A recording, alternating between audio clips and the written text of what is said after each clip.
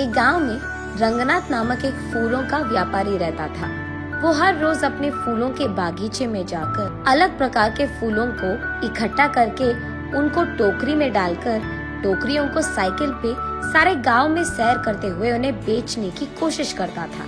फूल है अम्मा, फूल, अलग प्रकार के फूल है, जल्दी ले लो, ताजे ताजे फूल। ऐसे उनको बेचने की कोशिश करता था, लेकिन ऐसे सारा दिन गांव में सैर करने के कारण रंगनाथ के पैर बहुत दुखते थे। वो एक दिन अपनी पत्नी रामूलम्मा से ऐसे कहता है, हर रोज इस साइकिल पे फूल बेचने की कोशिश कर करके मेरे पैर बहुत दुख रहे हैं। मुझे अब नहीं लगता कि मैं इन फूलों को बेच पाऊंगा। हमारे सारे पड़ोसी खेती ही करके पैसे कमाते हैं, एक सिर्फ आप है जिनको कुछ हटके कुछ अलग करना था, इसलिए शुरू कर बैठे ना फूलों का बागीचा। उन लोगों की कमाई देखो हजारों में है और हमारा देखो कहाँ है।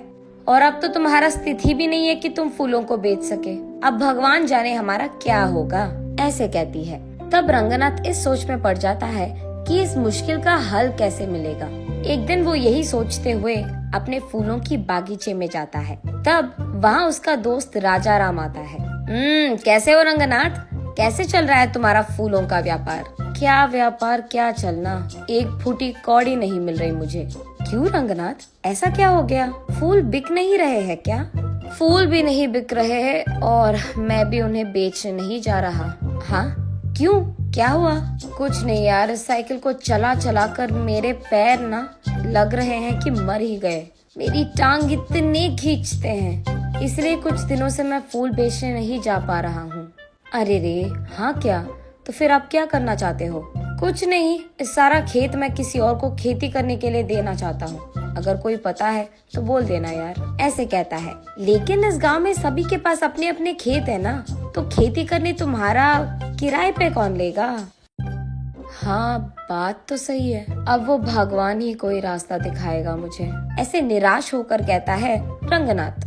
तभी राजा राम को कुछ योजना सूझती है और वो ऐसे कहता है, हाँ, भगवान से याद आया मुझे, मेरे खेत में कुछ दिन पहले एक देवता की मूर्ति मिली थी। उसको मैंने अपने खेत में सड़क के बगल वाले पेड़ के नीचे लगाया है।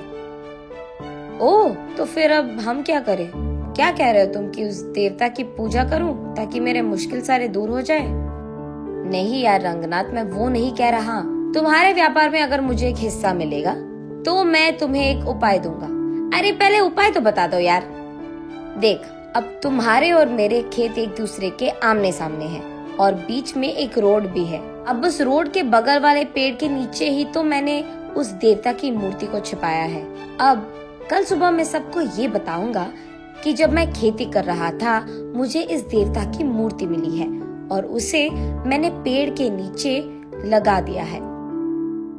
हाँ, तो इसमें मेरा क्या लाभ होगा राजा राम? हाँ हाँ, वही आ रहा, सुनो तो सही।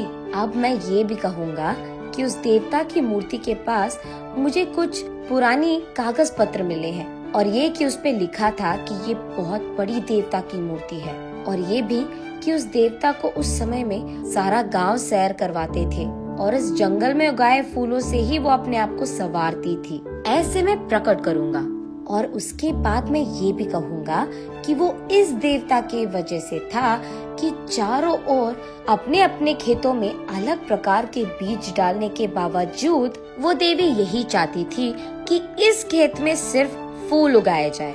फिर सबको मैं यकीन दिलवा दूंगा कि तुम भी देवता की सेवा ही कर रहे हो और उनका काम मान रहे हो। तब सिर्फ तुम्हारे खेत में उगाए हुए फूलों से ही उस देवी की पूजा करना चाहेंगे सभी। तब तुम्हारे बागीचे में सारे फूल बिक जाएंगे और इतना भी नहीं, तुम अपने खेत में ही बैठकर पैसे कमा सकते हो। साइकिल चलाने की तो कोई काम नहीं होगी तुझे, ऐसे कहता है राजा राम। ये तो बहुत अच्छी उपाय है, तुझे भी पैसे मिलेंगे और मुझे भी। इसके वजह से तो हम दोनों को लाभ मिलेगा, ऐसे कहता है रंगनाथ। उनके फैसले के अनुसार ही अगले दिन राजा राम और रंगनाथ दोनों सारे गांव में यही प्रकट करते हैं। तब से गांव वाले सारे राजा राम के खेत में मौजूद देवता की पूजा रंगनाथ के फूलों से ही करते थे। उसके बाद कुछ ही दिनों में बहुत सारा लाभ मिलता है इन दोनों को। उसके कुछ ही दिनों बाद रंगनाथ की पत्नी रामूलम्मा अपनी सहेलियों के साथ जब बात कर रही थी, उसे सुनने में आता है कि उस गांव का जमींदार राजा राम के खेत में बहुत बड़ा मंदिर बनवाना चाहता है, क्योंकि वही देवी भी बाहर निकली थी। उसे ये भी पता चलता है कि इसी कारण वो राजा राम और रंगनाथ दोनों के खेतों को स्वाधीन करना चाहता है। उसके तुरंत बाद रामूलम्मा रंगनाथ और राजा राम को ये सब बताती है। अरे बाप रे, लग रहा है कि कुछ भी नहीं बचेगा अभी। अरे यार, तुम टेंशन मत लो, मैं हूँ ना। मुझे पहले से ही पता था कि ऐसा ही कुछ होगा, इसीलिए मैंने पहले ही इसका उपाय सोचकर रख लिया है। अगले ही दिन राजा राम कहता है सबसे कि उसे और कोई पुराने कागज पत्र मिले हैं। तब वो सबसे कहता है कि एक पंडित के समक्ष में वो सबके सामने उस पंडित से पढ़वाएगा कि उन पत्रों में क्या लिखा है। और ये सुनने के लिए गांव वाले सारों को राजा राम के खेत के पेड़ के नीचे मौजूद रहना होगा। इसी बात का डंडोरा पिटवाता है राजा राम। गांव वाले सारे देवी के मूर्ति के पास पहुंचते हैं। तब एक पंडित राजा राम के दिए हुए पुराने कागज पत्र को पढ़ता है। उसमें ये लिखा रहता है कि उस देवता को प्रकृति बहुत अच्छा लगता था। धूप, बारिश और सर्दी से उनको बहुत प्यार था, और इसी जंगल के उस खेत में उगाए हुए फूलों से उनको संवारना भी बहुत अच्छा लगता था। और इतना ही नहीं, जब परिवार के समस्याएं या नई शादीशुदा जोड़ियां उनसे उनकी आशीर्वाद लेते हैं और उस जंगल के फूलों से देवी को पूजते हैं, तब देवी का आशीर्वाद उन्हें मिलता है। यही लिखा है उन पुराने कागज पत्र में।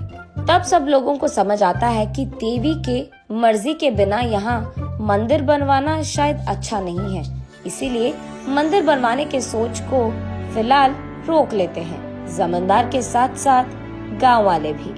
ऐसे राजा राम के उपाय के कारण नई जोड़ियां और परिवार समस्याएं लेकर वहाँ बहुत लोग आते थे और उस देवी की मूर्ति को रंगनाथ के फूलों से पूजते थे। रंगनाथ वही एक फूलों का दुकान खोलता है। अलग प्रकार के फूल और अलग प्रकार के फूलों की मालाएं वहाँ मिलती थी, और उसके वचन के अनुसार ही जितने पैसे वो कमाता था उसमें से एक हिस्सा हमेशा राजा राम को देता था। ऐसे वो दोनों दोस्त एक अच्छे उपाय से उनके सारे मुश्किलें दूर कर देते हैं और खुशी से जीते हैं।